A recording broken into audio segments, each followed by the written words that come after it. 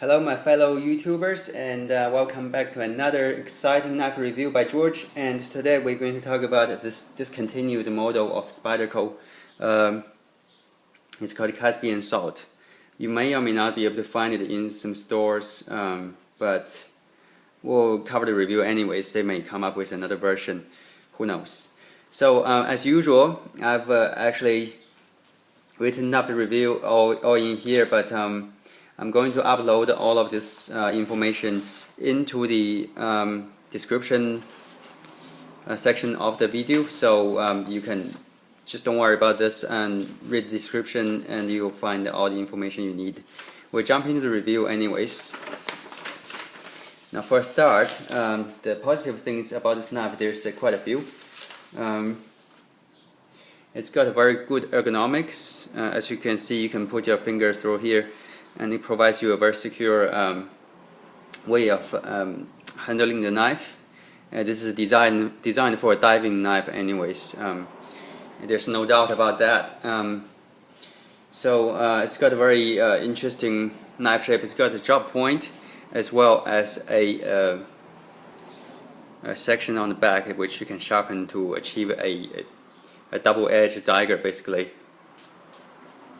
And there's a cutting hook here as well.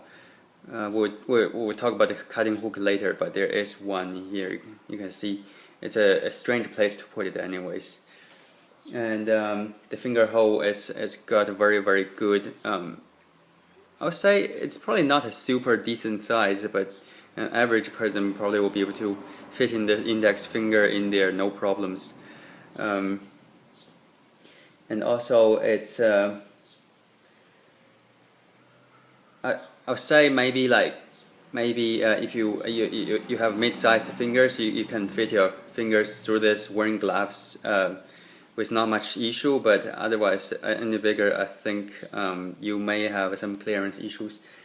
And the other thing is it's made of H1 steel, as you can see here. H1 is a series of knife steels made in Japan, and it's most well known for its rust resistance. And I've had some experience with this steel. I use a H1 steel, the Spyderco knife, to cut fruits all the time, and I don't really get to clean the joint section of the knife. And over the years, it developed a lot of dirt from the fruits I cut, but I've never seen any rusts issues developed for the knife. So H1 is actually just like what they claim to be. It's very rust resistance. Even if you don't have to, even if you didn't take care of it, it will develop some kind of like a patina on the spot where it gets used, but it won't actually rust, just like what they claimed will not rust. It's very great for diving knife choice, in my opinion. And in case you didn't notice, this is actually got full tang design, and so basically the entire knife, it's one piece of metal, goes all the way to the very back of the knife. So that actually is it's a strong design. Of course, they've hollowed out a lot of places, but it's a pretty reasonably strong knife, nevertheless. Now next, we've got a very, like I said, a lot of hollowing places, spider hole here, spidey hole here, and the finger hole, and also the hollowing here. It's actually a very light knife they achieved, which is very good, because you don't really want to carry too much weight when you're under the water even.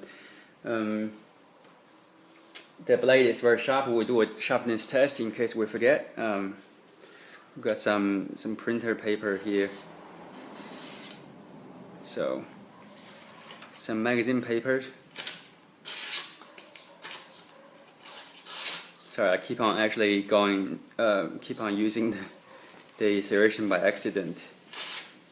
But the knife comes very sharp, just like most of Spydercos I've ever got. There's no doubt that they make very sharp knives, especially these Japanese-made ones as well. Get rid of this rubbish here, and we'll continue. Next, there's two lanyard hole options. So basically the Spydy hole here is it's not for opening the knife. Of course, this is a fixed blade. There's no need to open it one-handed. There's a hole here and there's a hole here. Both can be used as a line and a hole. And the other thing I really loved is like it's got this screw construction on the knife. So on the back of the knife you can see there's the hex screw, and that's really good because if you do take it diving, you may once in a while want to clean the knife and just to make sure it doesn't smell and catch any dirt in it. Spyderco is starting to shift toward a sort of a pinned construction for some of their knives, like particularly for a Spyderco military or paramilitary 3, both have like a pinned construction for their stop pin, which is something I don't really like. I don't really know where they're going with this, but see, back in the years they just pinned, put a screw construction on this knife, and that's really nice for maintenance. And the traction on it, it's actually a it's like volcanoes. Basically, the Spyderco company came up with this design where there's a forward and backwards jimping. Let's focus there just to make sure you can see it. So it's really good traction. Sorry, there's some crazy motorist outside. Anyways,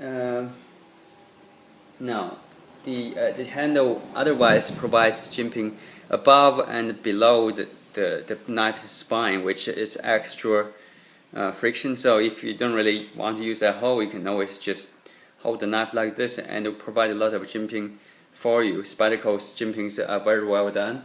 That we always want to remember. Now, the sheath, we'll get to the sheaths a little bit. This is the sheath here, and you can see this is actually a button activation. So it's just one piece of Kydex here. You plug in the sheath, plug in the knife into the sheath, and it will click. And you pull out, it's just push the button through the thumb hole. You get the knife out. Very nice. I really like this design. I don't really know why the knife was discontinued. Next, we've got a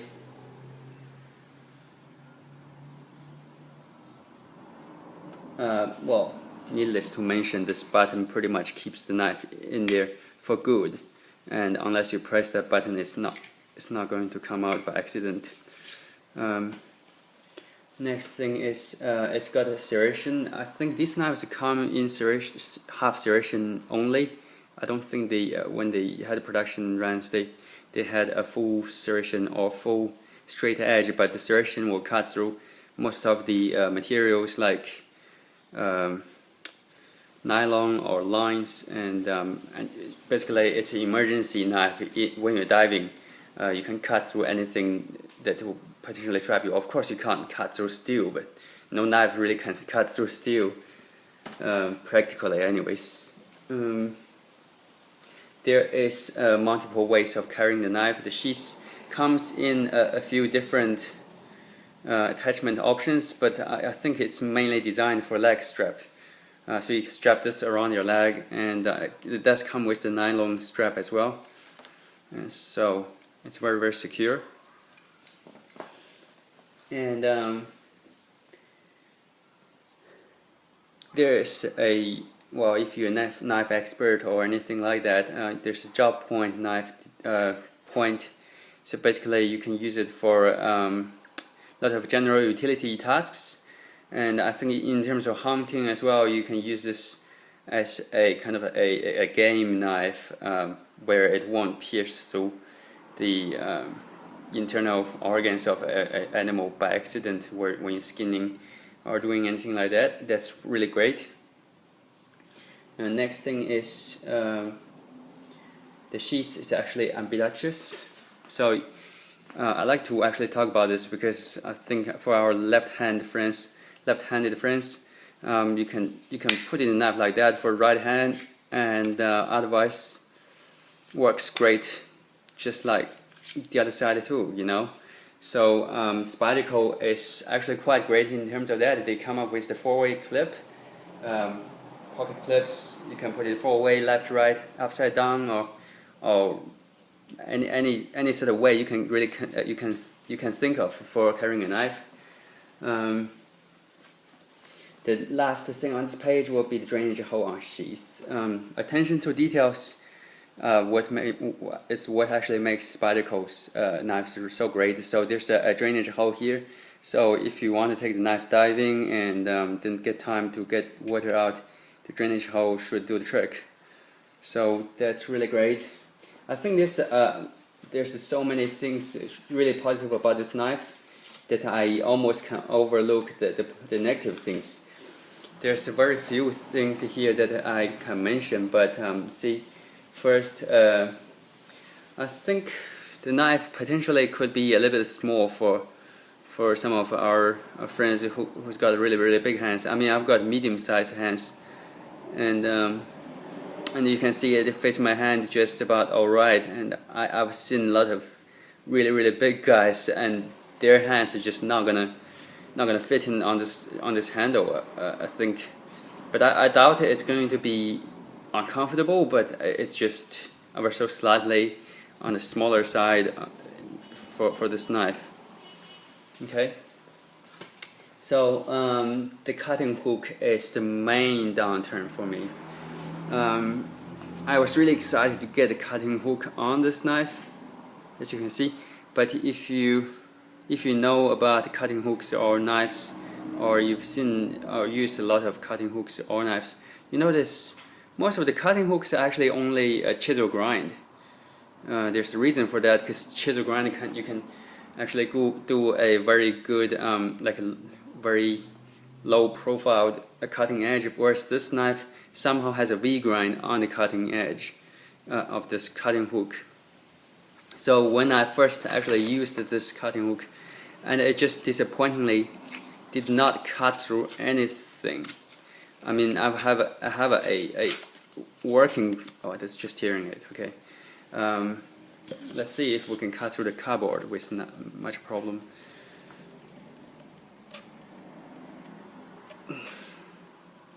Now you can see it's really just not sharp. I don't know what is the problem, why this knife wasn't sharp on the cutting hook. It almost looks like it's just for show. I've had talked to someone else on YouTube who has the knife, and they said their cutting hook works fine. So this might be just quality issue, or I don't really know. I don't know why. But the cutting hook there is completely just a hook. It's not going to cut anything really. And in the emergency situation, you may actually want to use it, and you find out that it doesn't work. Good thing is we've got the serrations and the sharp edge, both of which will do a very good job in terms of cutting through materials. So it's not too big an issue. I'd like to really mention this. Just I hope Spyderco is watching this someday. And the other thing about the cutting hook is it's a very strange place to place it. I've not really seen anyone knife design which has the cutting hook here. They usually, I mean, for cutting, for hunting purpose, the knives, the cutting hook is placed somewhere near the tip, which is sort of sensible, because if you want to cut through materials like, I don't know, the belly of a fish, and you stick your knife like this, and then you can sort of slide through the fish's belly. Whereas like here, you can only use this as some kind of seatbelt cutter, or, well, a seatbelt cutter might be a bit dangerous. You can sort of, I don't know, like this is a strange place to place the cutting hook. If you know why it's in here, please let me know. So negative things based on my speculations. For one thing is, you don't want to use this knife and in an abusive manner. It doesn't really have too much material to sort of hold it together in one piece. So even though it's a fixed blade knife, you shouldn't use it to do sort of like a prying too much or anything. It has a very thin profile. And the other thing is, The handle is a black color, and in my opinion, if you do a diving knife, try to keep the handle sort of in a green, like a bright green or bright yellow color. That way, in the dark or in the ocean, or if you do diving, or I mean, even if it's just outdoors, the bright color will be much more handy to find if you drop the knife. So that's another thing. I mean, make it fluorescent bright if you can. So that's my other thing on the knife. But otherwise, I really kind of like this knife. It's very special. It's very unique, and it's very functional in most ways. And I hope Spyderco somehow brings back another generation of these knives. And I also hope you enjoyed this video. Thank you very much, and I will see you next time.